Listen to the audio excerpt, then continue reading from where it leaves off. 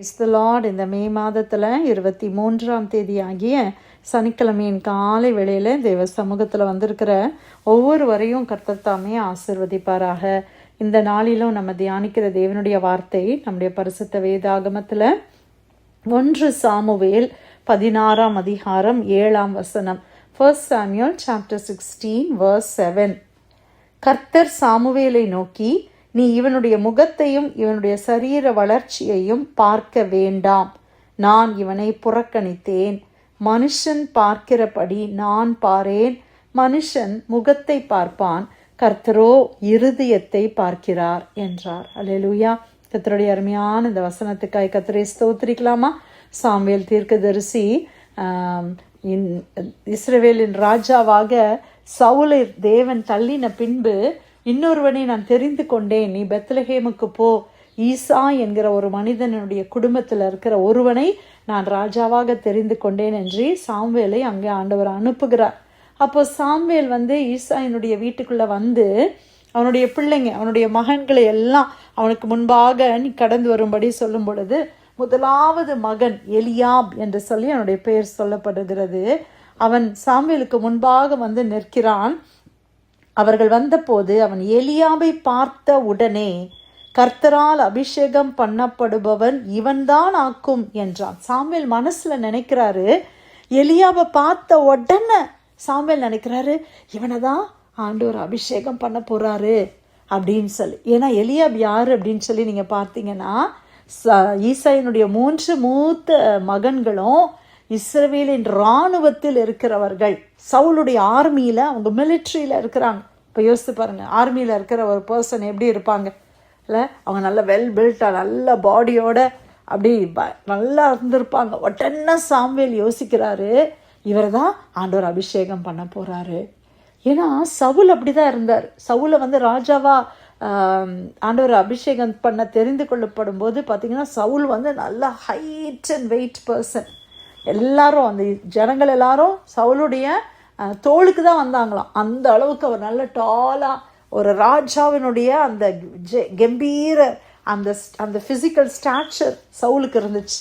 அப்போ ஒருவேளை சாமுவேல் அதே மாதிரி எக்ஸ்பெக்ட் பண்ணி அடுத்த ராஜாவும் அப்படி தான் இருப்பாரா இருக்கும் அப்படின்னு நினச்சிருக்க கூடும். அப்போ தான் உடனே ஆண்டவர் சொல்கிறார் சாமுவேலை பார்த்து, கர்த்தர் சாமுவேலை நோக்கி, நீ இவனுடைய முகத்தையும் இவனுடைய சரீர வளர்ச்சியையும் பார்க்க வேண்டாம். அப்போ அவன் முகத்தில் நல்ல ஒரு அழகான முகம் இருந்திருக்கு. சரீர வளர்ச்சியில் ஒரு ராஜாவுக்கு ஏற்ற சரீர வளர்ச்சி அவனுக்கு இருந்திருக்குது. ஆனால் ஆண்டவர் சொல்றாரு, நீ அதை பார்க்க வேண்டாம், நான் இவனை புறக்கணித்தேன். ஐ ரெஃப்யூஸ்டு ஹிம் அப்படின்னு ஆண்டவர் சொல்றார். நான் புறக்கணிச்சிட்டேன். மனுஷன் பார்க்கிறபடி நான் பாரேன். அல்லேலூயா. இத்தனைக்கும் சாமுவேல் ஒரு பெரிய தீர்க்கதரிசி. அவர் ஒரு இம்மெச்சுவர் தீர்க்கதரிசிலாம் கிடையாது. இந்த டைமில் பார்த்தீங்கன்னா ஒரு வயதான தீர்க்கதரிசி, அநேக காரியங்களை நியாயம் தீர்த்த ஒரு உண்மையான தீர்க்கதரிசி. ஆனால் அவரே என்ன பண்ணிடுறாரு, தேவனுடைய ஜட்ஜ்மெண்ட் அவரால் புரிஞ்சுக்கிட முடியல. அவராக யோசிக்கிறாரு மனசளவில், இவராக தான் இருக்குமோ அப்படின்னு சொல்லி இல்லை. ஆனால் கர்த்தர் சொல்றாரு, மனுஷன் பார்க்குறபடி நான் பார்க்க மாட்டேன். மனுஷன் முகத்தை பார்ப்பான், கர்த்தரோ இருதயத்தை பார்க்கிறார். அல்லேலூயா. மனுஷன் எதை பார்க்கிறான்? முகத்தை பார்க்கிறான். இன்னைக்கு நம்ம எப்படி ஒருத்தரை பார்க்குறோம் பிரியமானவர்களே? ஒருத்தர் நல்லா ட்ரெஸ் பண்ணி வந்தாங்கன்னா அவங்கள உடனே நம்ம என்ன பண்ணுறோம், இவங்க ஒரு நல்ல ஒரு மதிப்புக்குரியவங்களாக நம்ம பார்க்குறோம். ஒருத்தர் ஒழுங்கான ட்ரெஸ், ரொம்ப ஒழுங்காக ட்ரெஸ் பண்ணல, ரொம்ப சிம்பிளாக இருக்கிறாங்க, எதுவுமே ஒழுங்காக தெரியல, உடனே நம்ம அவங்கள வேறு மாதிரி தானே பார்க்குறோம், வேறு மாதிரி தானே நம்ம ட்ரீட் பண்ணுறோம். உண்மையாகவே யோசித்து பாருங்கள், நம்ம எல்லாருமே அப்படி தான் இருக்கிறோம் இல்லையா? 2 பேர் நீங்கள் பார்க்குறீங்க ஒரு இடத்துல, ஒரு பப்ளிக் பிளேஸில் தான் நீங்கள் பார்க்குறீங்க. ஒருத்தங்க நல்லா ட்ரெஸ் பண்ணி நல்லா டிப் டாப்பாக இருக்கிறாங்க, நல்லா பேசுகிறாங்க அப்படின்னா உடனே நமக்கு என்ன வருது, அவங்ககிட்ட பேசாமல், அவங்க யாருன்னே தெரியாமல் அவங்களுக்கு மேலே ஒரு ரெஸ்பெக்ட் வருது. இன்னொருத்தங்க ஒன்றுமே இல்லை, ரொம்ப சிம்பிளாக இருக்கிறாங்க, பெருசாக அப்படிலாம் ஒன்றுமே ட்ரெஸ் பண்ணல அப்படின்னா உடனே அவங்கள ஒரு மாதிரி நம்ம லோவாக ட்ரீட் பண்ணுற மாதிரி நம்ம மனசில் நினைக்கிறோம். ஏன்னா நம்ம எதை தான் பார்க்குறோம், அவங்களுடைய வெளி பிரகாரத்தை மட்டும்தான் பார்க்குறோம், முகத்தை தான் பார்க்குறோம். அவங்க போட்டிருக்கிற ட்ரெஸ்ஸை தான் நம்மளால் பார்க்க முடியுது. அவங்க பேசுகிற வார்த்தையை வச்சு தான் நம்ம அவங்கள ஓ இவங்க இப்படி இவங்க அப்படின்னு நம்ம நினச்சிக்கிறோம். ஆனால் கர்த்தர் எதை பார்க்கிறார்? இருதயத்தை பார்க்கிறார். ஹல்லேலூயா. நம்ம போட்டிருக்கிற ட்ரெஸ் இல்லை, நம்ம போட்டிருக்கிற ஆபரணங்கள் அல்ல, நம்ம நடந்து கொள்ளுகிற விதம் அல்ல, தோரணம் அல்ல. நான் இப்படி நடக்கணும், செல்ஃப் கான்ஃபிடென்ட்டாக பேசணும். இன்றைக்கி என்னெல்லாமோ வந்துருச்சு. ஆர்டிகுலேஷன், ஸ்பீச், நம்ம எப்படி பேசணும், எவ்வளோ கான்ஃபிடென்ட்டாக நிற்கணும், அப்படியெல்லாம் சொல்லி கொடுக்குறாங்க. ஆனால் தேவன் அதையெல்லாம் பார்த்து அவர் நியாயம் தீர்க்கிறவர் அல்ல, அவர் இருதயத்தை பார்க்கிறவர். ஒருத்தருடைய இருதயம் எப்படி இருக்குதுன்றது தான் ஆண்டவர் பார்க்குறாங்க. இன்றைக்கி நம்ம இருதயம் எப்படி இருக்குது? இன்றைக்கி ஒருவேளை நம்ம வெளிப்பிரகாரமாக நமக்கு ரொம்ப ஸ்மார்ட்னஸ் இல்லாமல் இருக்கலாம், அழகு இல்லாமல் இருக்கலாம், அநேக காரியங்கள் இல்லாமல் இருக்கலாம். மனிதருடைய பார்வையில் நம்ம ஒரு சாதாரணமானவர்களாக இருக்கலாம், பிரியமானவர்களே. ஆனால் கர்த்தர் நம்மளுடைய இருதயத்தை பார்க்கிறாரு. கர்த்தர் நம்மளை எப்படி பார்க்கிறார்? அதில் நம்ம எப்படி நம்ம நியாயம் தீர்க்கப்படுவோம்? கொஞ்சம் யோசித்து பாருங்கள். இன்றைக்கி நம்ம எத்தனையோ பேர் இங்கே இருக்கிறோம்.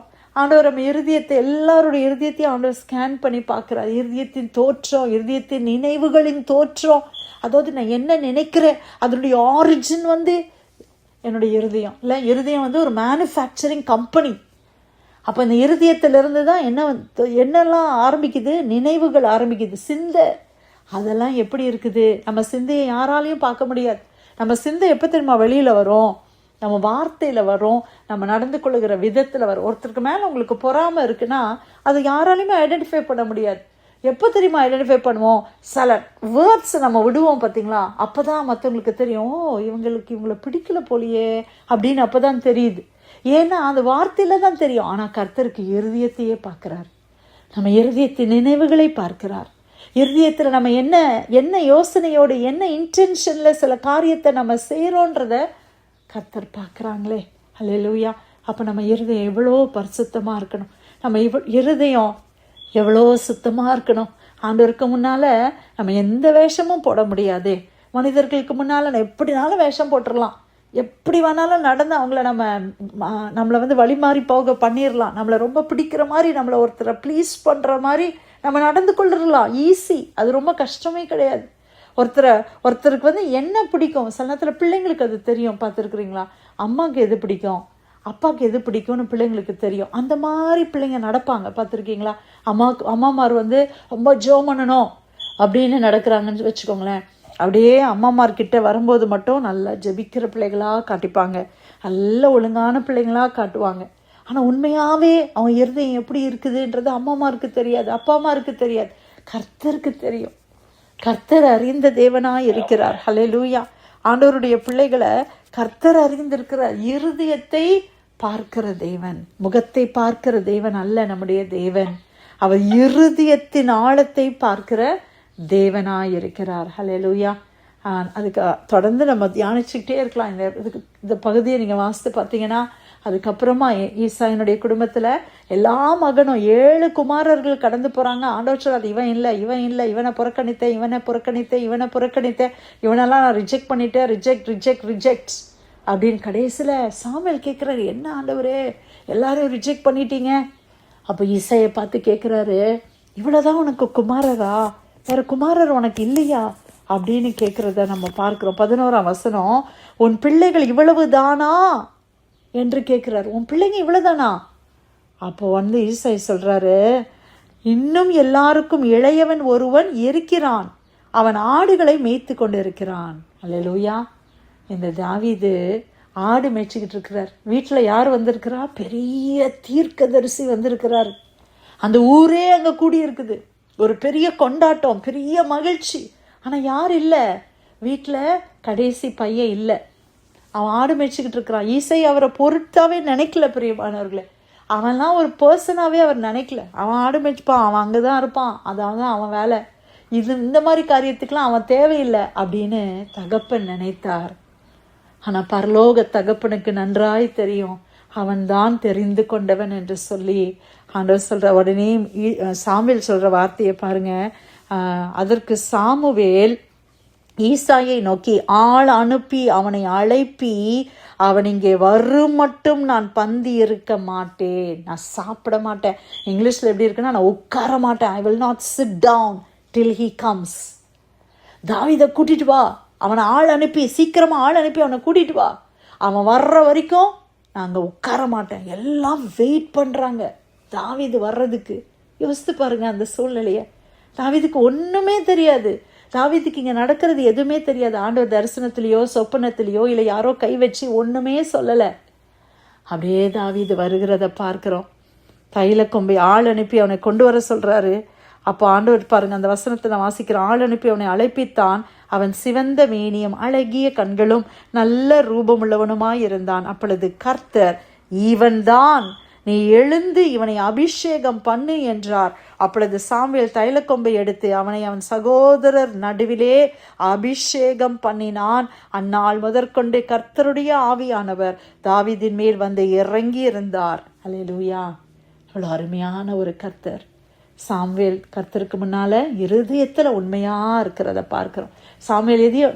தாவீது கர்த்தருக்கு உண்மையா இருக்கிறத பார்க்கிறோம். தாவீது எதையும் எதிர்பார்த்து ஆண்டவருக்கு உண்மையா இருக்கல. தாவீதுக்கு ஒண்ணுமே தெரியாது. ஆண்டவர் ஒரு நாள் அவனை ராஜாவா மாத்துவாருன்றது தாவீதுக்கு தெரியாது. தாவீது ஒரு ஆடு மேய்க்கிறவன், ஆனா அந்த ஆடுகளை நல்லா மேய்க்கிறவனா இருந்தான். ஆண்டவர் மேல ஒரு அன்பு. அந்த அன்புன்றது எப்படின்னா அக்கினி ஜுவாலை. அந்த அன்பு நம்ம எல்லாரும் ஆண்டவரை நேசிக்கிறோம். ஆனால் தாவீதுக்கு ஆண்டவர் மேலே இருந்த அன்பு கொஞ்சம் வித்தியாசம். அது எப்படிப்பட்ட அன்புனா, கோலியாத் கிட்ட போகும்போது பார்த்தீங்கன்னா எல்லாரும் பயப்படுறாங்க. ஆனால் தாவீது சொல்றாரு, இஸ்ரவேலின் தேவனை தூஷிக்கிற இந்த விருத்த சேதனம் இல்லாதவன் யார்? அவனுக்குள்ள ஆண்டவர் மேலே இருந்த அன்பு பார்த்தீங்களா, வெறித்தனமான அன்புன்னு சொல்லுவான்ல, அந்த மாதிரி. எப்படி இவன் ஆண்டவரை தூஷிக்க முடியும்? இவன் யாரு? இவன் விருத்த சேதனம் இல்லாதவன். இவன் எப்படி என் ஆண்டவனை தூஷிக்கலாம்? எல்லாரும் அந்த தூஷணத்தை கேட்டுக்கிட்டு இருக்கிறாங்க. 40 நாள் காலையிலையும் ஈவினிங்கும் அந்த கோலியாத்து வந்து தூஷிக்கிறான், ஆண்டவரை தூஷிக்கிறான். எல்லாரும் லிசன் பண்றாங்க, ஏன்னா பயம். ஆனா தாவீதால பொறுக்க முடியல. எப்படி இவன் என் ஆண்டவரை இப்படி பேசுவான்? எப்படி இவன் நான் நம்புற கர்த்தரை இப்படி பேச முடியும் அப்படின்னு சொல்லிட்டு அந்த இடத்துல ஜெயத்தை கர்த்தர் கொடுத்தார். பிரியமானவர்களே, அதுக்கப்புறமா நீங்கள் நல்லா பார்த்தீங்கன்னா நமக்கு தெரியும், தாவீது அநேக பாடுகள் வழியாய் கடந்து போனது உண்மைதான்.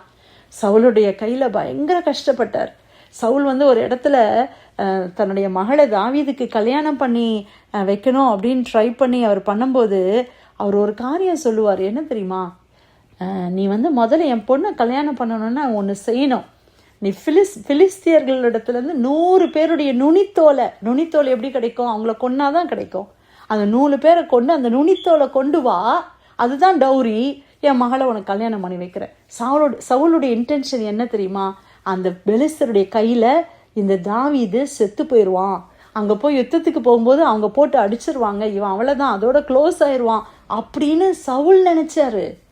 ஆனால் என்ன நடந்தது என்ன தெரியுமா? தாவீது போறாரு, தன்னுடைய அட்லீஸ்ட் கொஞ்சம் பேரோட போறாரு. 200 பேரை கொன்று அவன் கேட்டது 200 நுனித்தோலை கொண்டு வந்து நிறுத்திட்டார். அப்போ சவுல் மனசுல நினைக்கிறாரு, கர்த்தர் இவனோடு இருக்கிறார். அவ்வளோதான், ஆண்டவர் கூட இருக்கிறாருன்றத சவுல் நல்லா தீர்மானிச்சுக்கிட்டார். ஏன்னா ஜனங்கள்லாம் என்ன பாட ஆரம்பிச்சிட்டாங்க, அங்கே இருக்கிற லேடிஸ் எல்லாம் இப்போ என்ன பாட ஆரம்பிச்சாங்க? சவுல் கொன்றது 1000, தாவீது கொன்றது 16. உடனே சவுலுக்கு வந்துச்சு பாருங்க ஒரு கோபம். என்னது, எனக்கு 1000 அவனுக்கு 10000 கொடுக்குறீங்களா? இவ்வளோ நாள் என்னைய பாராட்டினீங்க, இப்போ அவனை பாராட்ட ஆரம்பிச்சிட்டிங்க அப்படின்னு சொல்லி சவுல் தாவீது மேலே பயங்கர கோபம். அவனுக்கு இருந்த கோபத்தை நமக்கு தெரியும் என்னெல்லாம் அவன் செய்தான்னு சொல்லி. ஆனால் ஒன்று சவுலுக்கு நல்லா தெரியும், அடுத்த ராஜா தாவீது தான். கர்த்தர் அவனோட இருக்கிறார். என்னெல்லாமோ ட்ரை பண்ணி பார்க்குறான், எப்படியாவது என்னை விழத்தள்ளணும்னு ட்ரை பண்ணுறான், ஒன்றுமே நடக்கலை. கர்த்தர் கூடவே இருக்கிறார், தாவீதோடவே இருக்கிறார். எப்படியெல்லாமோ ட்ரை பண்ணுறான். ஆனால் ஒரு இடத்துல பார்க்கும்போது சவுலை குறித்து வரும் என்ன வசனம்னா, தாவீதுக்கு சவுல் பயப்பட்டானான். தாவீதை குறித்த பயம் அவனுக்குள்ளே வந்துருச்சு. ஒரு நாள் இவன் ராஜ்யத்தை எடுத்துருவான் அப்படின்னு அவனை எப்படி பார்க்க ஆரம்பிச்சா, ஒரு த்ரெட். அவனுடைய ராஜ்யத்தை கவிழ்க்கிறவனா அவன் இருப்பான்றத அவன் பயமுறுத்துகிறவனா பார்த்தான். அதனால தான் அவனை வேட்டையாட ஆரம்பிக்கிறான். ஆனால் நமக்கு தெரியும் இந்த ஸ்டோரி எப்படி முடிஞ்சது, சவுளுடைய லைஃப் எப்படி முடிந்தது, தாவீது அதுக்கப்புறம் எப்படி ராஜாவாய் மாறினான். கர்த்தர் அபிஷேகம் பண்ணினவர். கர்த்தர் இருதயத்தை பார்த்தார். இருதயத்தில் தாவீதுக்கு இருந்த உண்மையை கர்த்தர் பார்த்தார். மனுஷன் பார்க்கல, மனுஷனுக்கு தெரியல. ஆனால் கர்த்தருக்கு தெரிஞ்சது பிரியமானவர்களே. இன்னைக்கு நம்ம மனுஷங்க முன்னால் மனுஷங்க நம்மளை பாராட்டுறாங்கன்றதுனால சந்தோஷப்பட்டு அதில் நம்ம நம்ம அமெரிக்கையாக இருக்கிறதல்ல. கர்த்தர் என்னை பாராட்ட வேண்டும். கர்த்தர் என்னை ஒருவேளை புறக்கணித்து விட்டால், இன்னைக்கு ஒருவேளை மனுஷங்க புறக்கணிச்சிட்டாங்கன்னா நம்ம எவ்வளோ கஷ்டப்படுறோம். ஒருத்தர் என்னை ரிஜெக்ட் பண்ணிட்டாங்க, ஒரு ஜாபுக்கு போகிறோம், என்னை ரிஜெக்ட் பண்ணிட்டாங்க, இந்த வேலை எனக்கு கிடைக்கல, அது எவ்வளோ கஷ்டமாக இருக்குது. யோசித்து பாருங்க, ஆண்டவர் உங்களை ரிஜெக்ட் பண்ணால் எப்படி இருக்கும்? நம்ம பரலோகத்துக்கு போகிறோம், ஆனால் ஆண்டவர் உங்களை ரிஜெக்ட் பண்ணிட்டா, நம்மளெல்லாம் ரிஜெக்ட் பண்ணா இந்த வாழ்க்கையே எதுக்கு பிரயோஜனமே இல்லாமல் போயிருமே. நம்ம கர்த்தர் நம்மளை அக்செப்ட் பண்ணுவாங்களா? இன்றைக்கி நம்மளை யோசித்து பார்க்கலாமா? ஆண்டவரே, நீர் எங்களை அக்செப்ட் பண்ணுவீரா? இன்றைக்கி நம்மளை கொஞ்சம் அதிகமாக இந்த தியானம் போனாலும் ஆண்டவர் இன்றைக்கி நம்மளோடு கூட இருக்கிறார். 1 சாமுவேல் 16ஆம் அதிகாரம் 7வது வசனம். கர்த்தர் சாமுவேலை நோக்கி, நீ இவனுடைய முகத்தையும் இவனுடைய சரீர வளர்ச்சியையும் பார்க்க வேண்டாம், நான் இவனை புறக்கணித்தேன். மனுஷன் பார்க்கிறபடி நான் பாரேன், மனுஷன் முகத்தை பார்ப்பான், கர்த்தரோ இருதயத்தை பார்க்கிறார். இருதயத்தை காண்கிற தேவனை அப்படியே நம்ம ஆராதிக்கலாம். ஆண்டவருக்கு முன்பாக நம்ம இருதயத்தில் உண்மையோடு கூட இருக்க கர்த்தர் நம்ம கிருபை செய்வாராக. தேவன் கொடுத்த வார்த்தைக்காய் நன்றி செலுத்தி யாராவது ஒருத்தர் நம்ம ஜெபிக்கலாமா?